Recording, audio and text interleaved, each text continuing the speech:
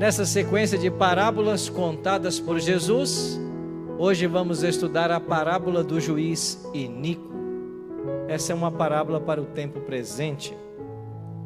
Temos visto todas as quartas de que Jesus era mestre no ensino. Ninguém ensinava como ele. E é maravilhoso olhar para o Evangelho e perceber como Cristo alcançava o coração das pessoas, ensinando de uma maneira criativa, atrativa e empolgante. E ele usava elementos comuns da vida das pessoas. E a pergunta que a gente sempre faz aqui toda semana é: quais os elementos que contém a parábola que vamos estudar? E qual é o principal ensino? O principal ensino desta parábola aparece no primeiro verso. Aqui em Lucas 18:1 nós lemos: disse-lhes Jesus uma parábola sobre o dever de orar sempre e nunca esmorecer. Ficou claro já qual é o assunto da parábola. Jesus vai contar uma parábola que tem a ver com a questão da oração, da perseverança na oração e nunca esmorecer. Existem algumas palavras que são fortes, em nossa língua, e nunca é uma delas. Nunca. Sempre é outra palavra, Todos é outra palavra. Ninguém são absolutos. São palavras fortes em nossa língua. Então Cristo vai contar agora uma história que fala sobre a necessidade de perseverar em oração e nunca esmorecer. O que é esmorecer? Desanimar, desistir, fraquejar. Nunca devemos esmorecer. Então Cristo começou a falar agora sobre a necessidade que nós temos de orar. A Bíblia apresenta essa necessidade do Gênesis ao Apocalipse. Desde a entrada do pecado em nosso mundo, Deus não abandonou o ser humano pecaminoso, mas criou caminhos para se relacionar com ele. E uma dessas avenidas que Deus projetou é a oração. Então nós, quando oramos, estamos falando com Deus. Quando lemos sua palavra, ele está falando conosco. E é assim que a gente mantém comunhão. Então Cristo disse assim: havia em certa cidade um juiz que não temia a Deus, nem respeitava homem algum. Havia também naquela mesma cidade uma viúva que vinha ter com ele dizendo: julga a minha causa contra o meu adversário.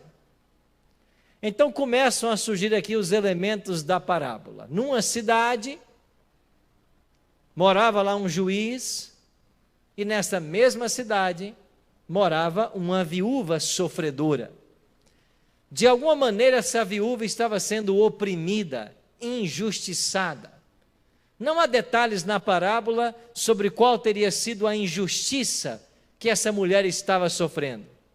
Mas por se tratar de uma viúva, possivelmente envolvia as propriedades, os bens da família. Alguém era considerado adversário. Eu imagino que alguém estava tentando passar esta viúva para trás, se apoderar das posses dela. Ela estava sendo injustiçada. Tanto é que, sendo injustiçada, ela buscou a quem de direito? A um juiz. Se ela estivesse errada, se ela não tivesse razão no processo, certamente ela buscaria outros meios, outros caminhos, não a justiça, mas ela foi até um juiz.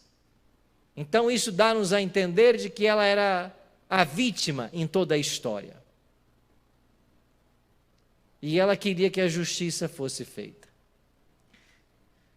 Quando olhamos para o Novo Testamento e pensamos nos dias em que Cristo viveu, nós estamos falando de uma sociedade patriarcal, aonde se valorizava o papel do homem na sociedade, aonde todos queriam ter filhos do sexo masculino e a mulher sempre relegada a um segundo plano. Há relatos de que, por exemplo, quando uma família judia fosse empreender uma viagem, geralmente feita a pé, a mulher nem sequer podia caminhar ao lado do esposo. Ela tinha que vir lá atrás, puxando as crianças, porque ela não se sentia digna em caminhar ao lado do homem. Era uma sociedade diferente. A mulher, que se fosse estéril, não tinha valor algum. E viúva, menos também.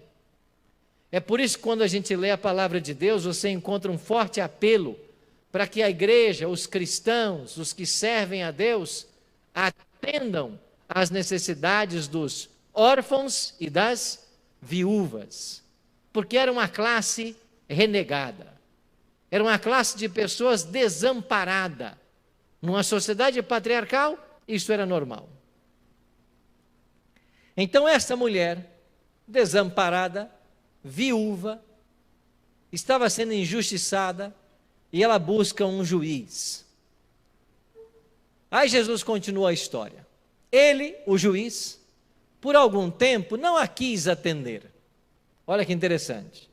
Nem o próprio juiz, que deveria dar ouvido aos oprimidos da sociedade, se interessou pelo caso. Por um tempo, ele não a quis atender. Mas depois disse consigo: bem que eu não temo a Deus, nem respeito a homem algum.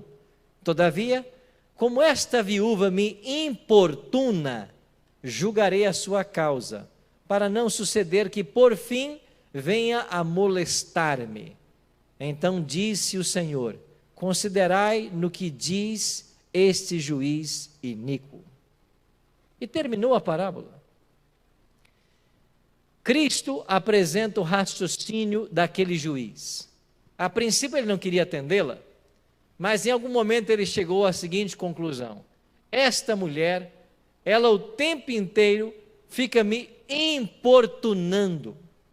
E eu imagino o que seria isso. Quando o juiz saía de casa, lá estava a viúva, suplicando que ele julgasse seu caso. Quando ele chegava em casa, lá estava a viúva. Todos os momentos que ela tinha oportunidade, ela apelava para ele, para que ele julgasse sua causa. Isso foi tirando a paciência do juiz.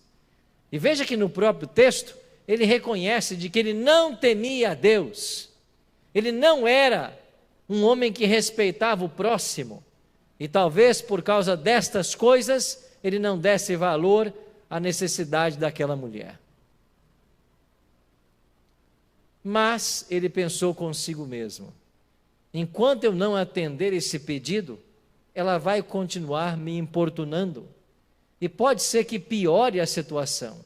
Então, melhor será julgar logo o caso dela e resolver o problema. Pelo menos assim, ela vai parar de me importunar.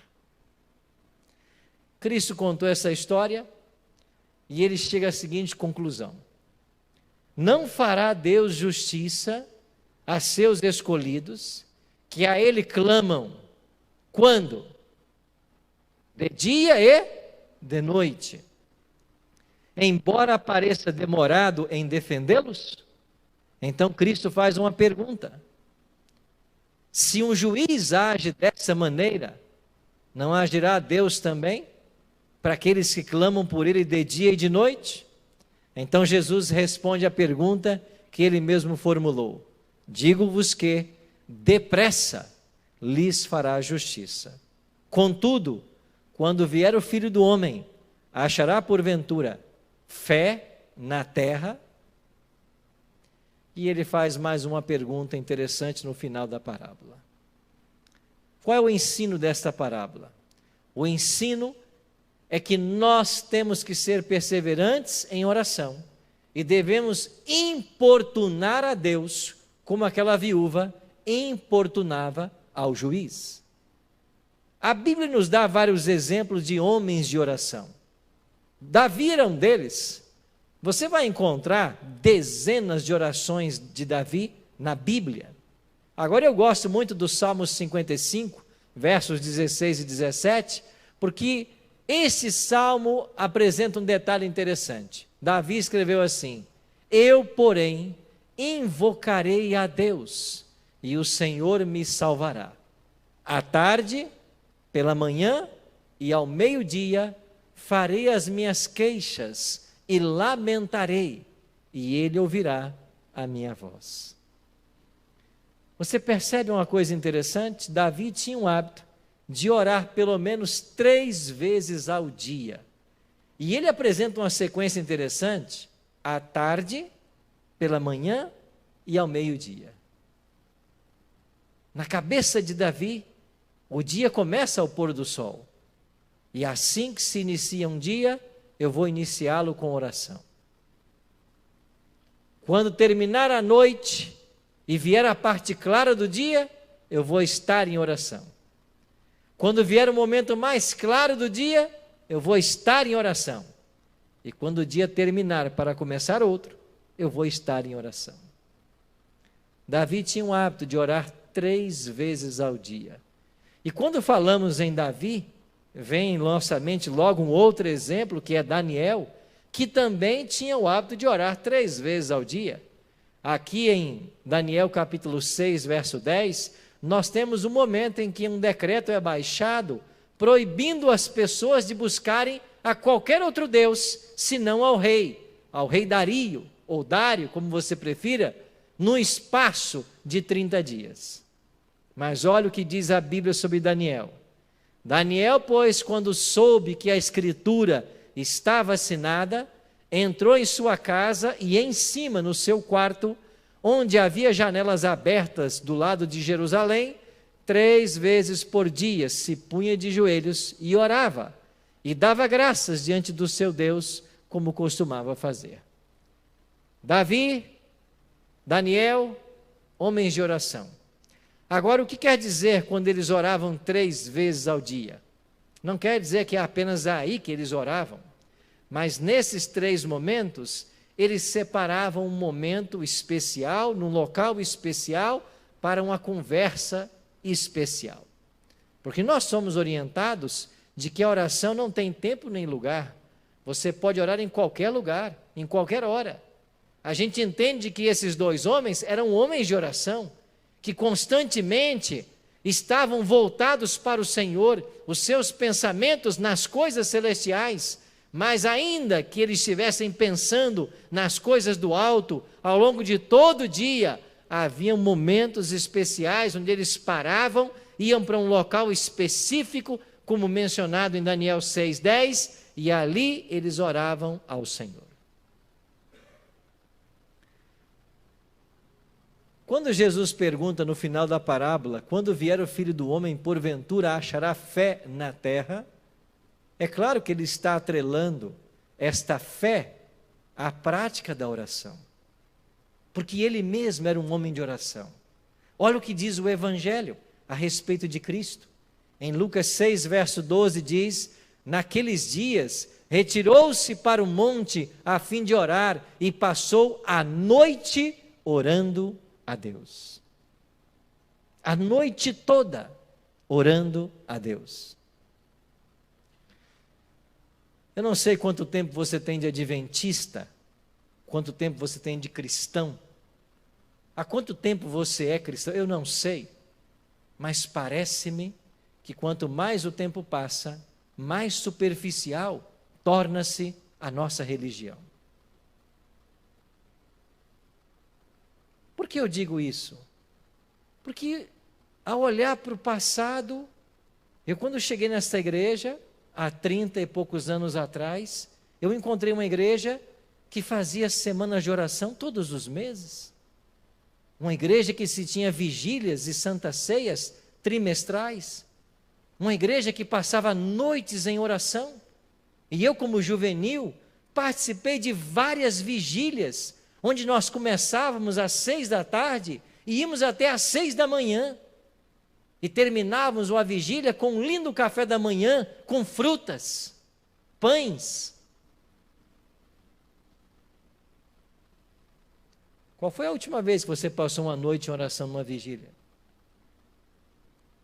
A última que eu fui convidado aqui em São Paulo, Disseram assim: pastor, você pode vir se quiser, venha meia-noite na hora da sua mensagem, depois tem um quarto para você dormir, se você não quiser voltar logo depois. Eu disse: mas não é vigília? Não estou entendendo, não é vigília? Então nós temos que vigiar. Eu vou lá falar 1 hora e vou embora? E se todo mundo fizer isso?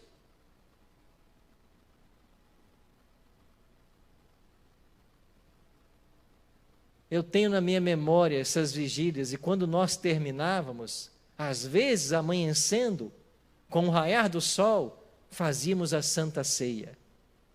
E quando terminava a ceia, na porta da igreja, nós éramos orientados pelos pastores e anciãos a que, ao sairmos, um irmão fosse cumprimentando e parando ao lado do outro. E a gente cumprimentava o irmão que tinha saído e ficava do lado. O seguinte vinha, e vinha um outro. E eu me lembro de filas, bem cedinho nos domingos, geralmente, com centenas de cristãos que haviam participado da ceia, haviam se abraçado, e eles agora saíam para testemunhar.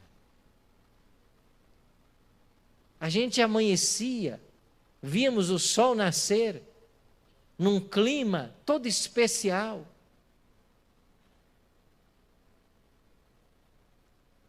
Isso acontece ainda.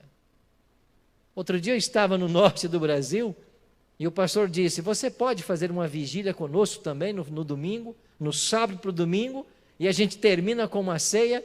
Eu disse: mas o povo vai ficar aí nessa vigília? Tem programa sexta, sábado, domingo? Eles vão ficar, pastor. E terminamos o programa no sábado, mais ou menos umas 6, 7 da noite, e ele disse: então vamos convocá-los para as 3 da manhã agora. O pastor disse, mas eles vão vir, pastor? Eles vão vir. E quando eu cheguei lá num grande galpão, 3 da manhã, depois de sairmos 6 da tarde no sábado, tinha mais ou menos ali umas 2.000 pessoas aguardando, 3 da manhã, para começar uma ceia. Isso está acontecendo. E eu fico pensando se não é hora de nós, como igreja, voltarmos aos princípios. Programarmos vigílias para a nossa igreja. Vamos começar às 6, vamos ir até às 6. 12 horas, pastor? Você passa 2 horas vendo um jogo e nem liga para isso. Eu passo 3 horas num campo de futebol, nem ligo para isso. O que são 12 horas numa igreja?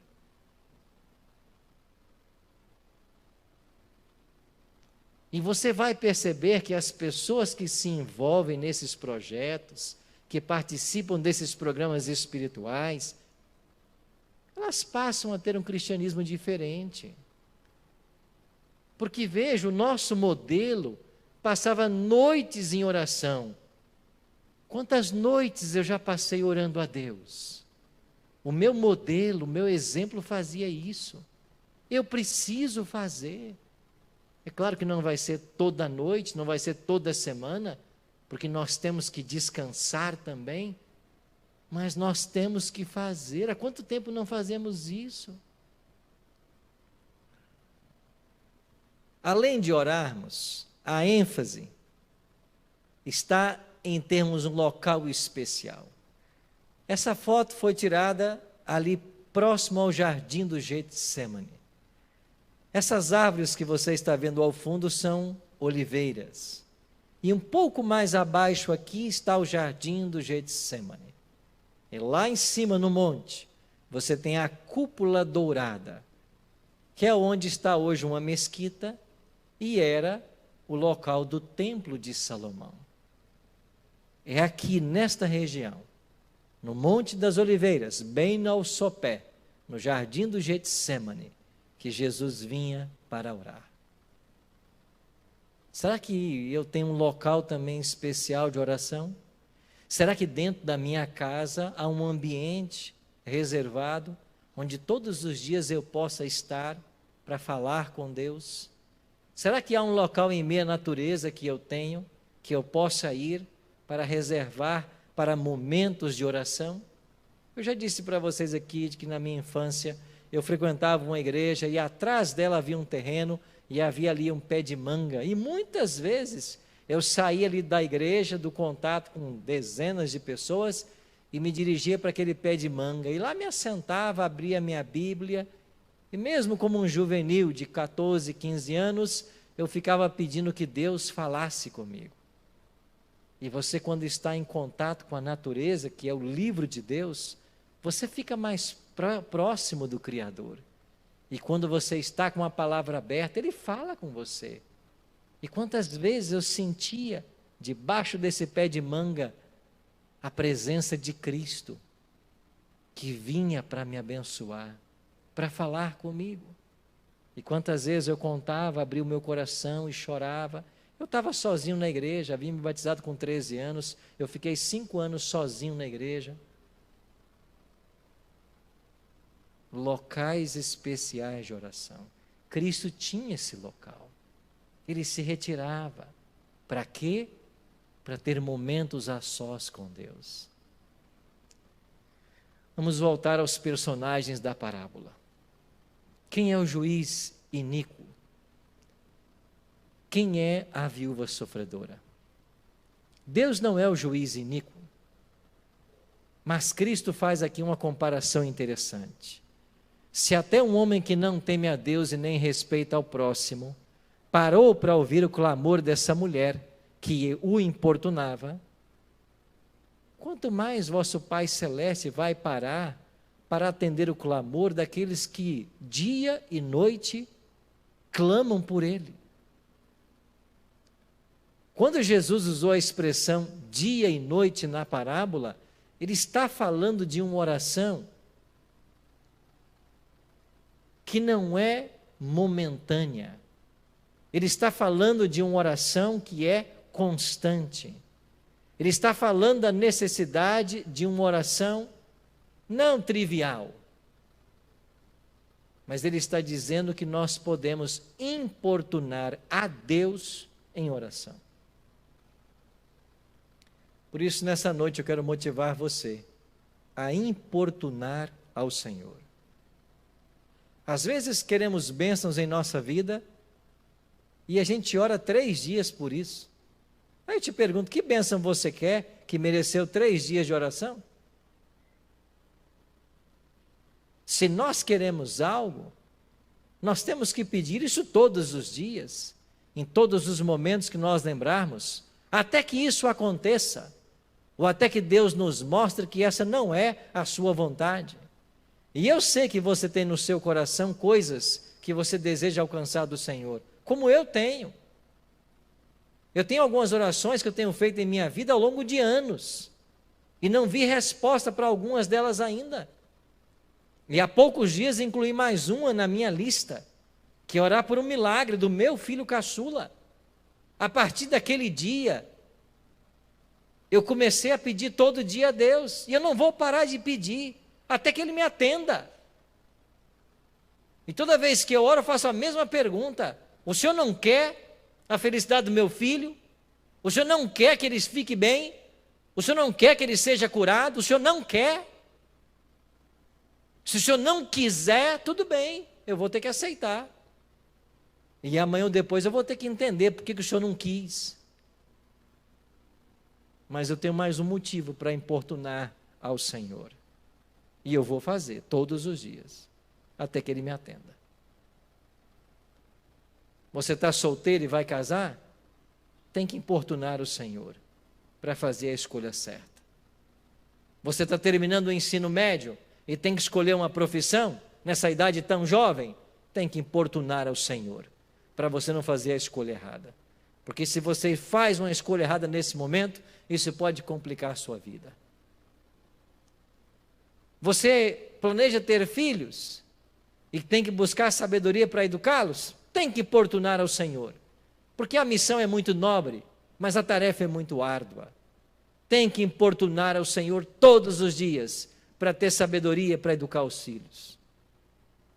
Você precisa passar por uma reeducação alimentar, tem que mexer no seu estilo de vida, tem que importunar a Deus para dar a você sabedoria, para saber fazer as escolhas certas, para saber como proceder, especialmente num tempo de tanta desinformação, onde cada profissional, até da área, falam coisas diferentes.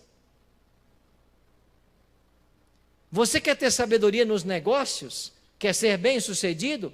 Você tem que importunar ao Senhor, para que Ele dê a você sabedoria para fazer as coisas certas.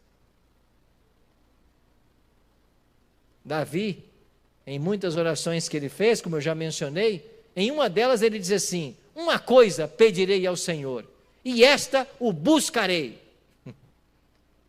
Eu vou pedir uma coisa a Deus, e esta eu vou buscar. E Davi importunava a Deus com suas orações. É isso que Deus quer. Não pense você que em algum momento você vai fatigar a Deus. Você vai cansar ao Senhor. Não pense que em algum momento você vai aborrecer o Senhor como o juiz iníquo se aborreceu.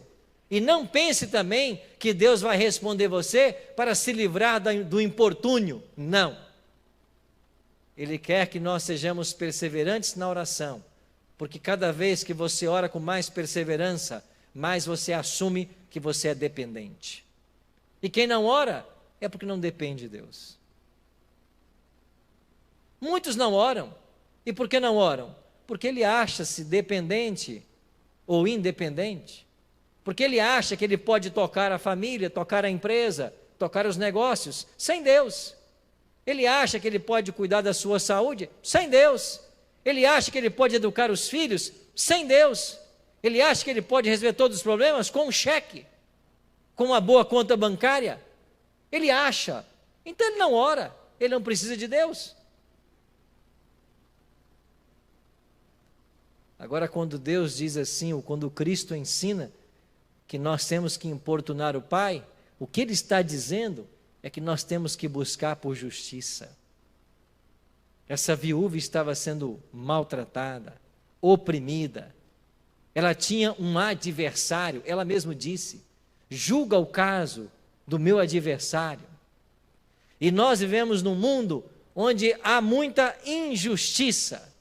E se a balança, muitas vezes, é o símbolo da justiça, o século 21 é caracterizado por um dedo que sempre pesa por um lado, caracterizado por falta de coerência, caracterizado por 2 pesos e 2 medidas.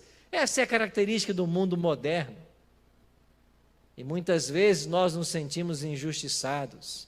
A quem temos que apelar? Nós temos que apelar é para Deus. Porque existem muitas pessoas sofrendo por causa de injustiças. O nosso mundo é um mundo sofredor, e nós temos que clamar a Deus para que as injustiças diminuam, para que se faça justiça. E o ensino maior dessa parábola é que Jesus diz assim: quando nós importunarmos ao Senhor, não fará Ele justiça a seus servos?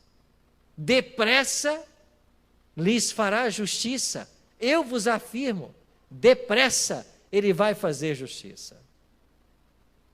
Pode ser que você não veja a justiça acontecer agora, mas o depressa de Deus significa que Ele vai agir. E na hora certa, ficará tudo transparente. As coisas virão à tona e Deus fará justiça. Eu já contei para alguns de vocês que eu perdi um pai que foi mandado embora de uma empresa sem nenhum direito trabalhista, depois de mais de 25 anos de casa. E meu pai entrou na justiça contra esses patrões, e ele morreu lutando na justiça sem ver um único centavo. E como era triste como filho ver meu pai chegar das reuniões com os advogados e sempre a mesma ladainha de que não havia uma solução, de que não havia um acordo, de que a empresa não estava disposta a assumir suas dívidas. Injustiça. E quantas pessoas sofrem nesse mundo por injustiça? Mas a parábola ensina para mim e para você o quê?